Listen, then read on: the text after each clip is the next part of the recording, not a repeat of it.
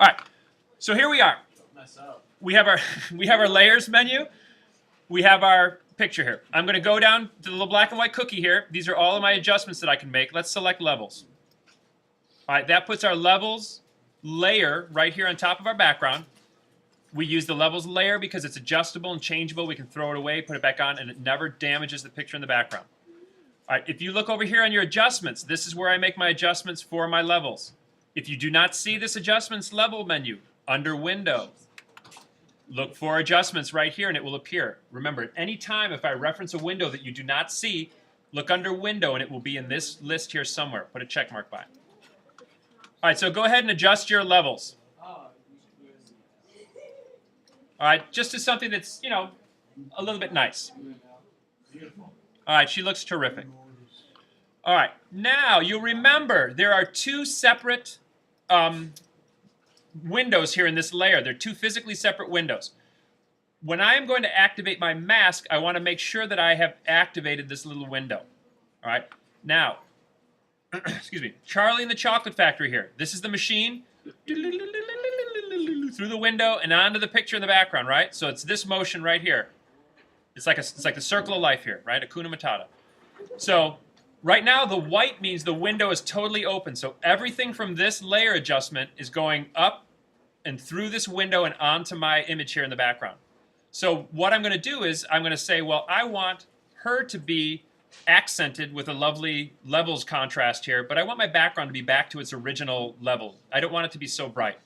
So I am going to need to block out some of that level using this masked window. So go ahead and click on the mask here so that it's selected. It'll have a little bit of a rectangle around it. See that rectangle appears? All right, we're going to go here and we're going to choose brush.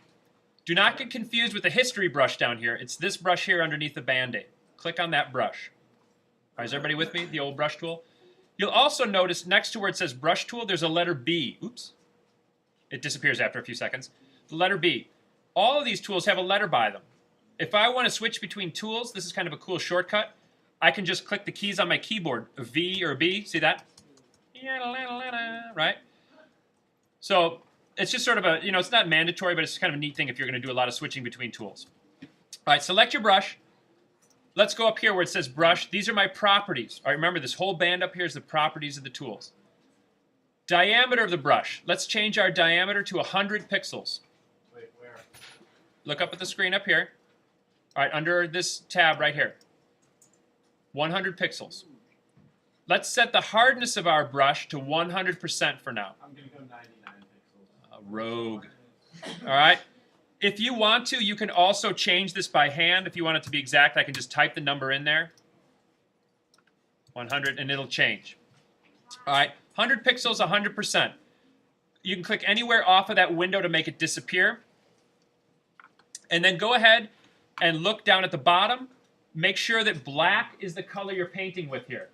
If it is not, a shortcut to changing those colors is this little arrow. It flip-flops the colors. See that? Or black. If you do not have black down here and somebody has a color, click on this little mini-me here, and this mini-me will automatically default it to black and white, and then just flip-flop those colors.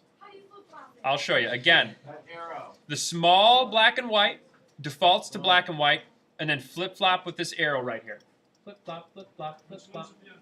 The black should be on top because we want to paint with black. Then go ahead and just paint in a little bit of that background.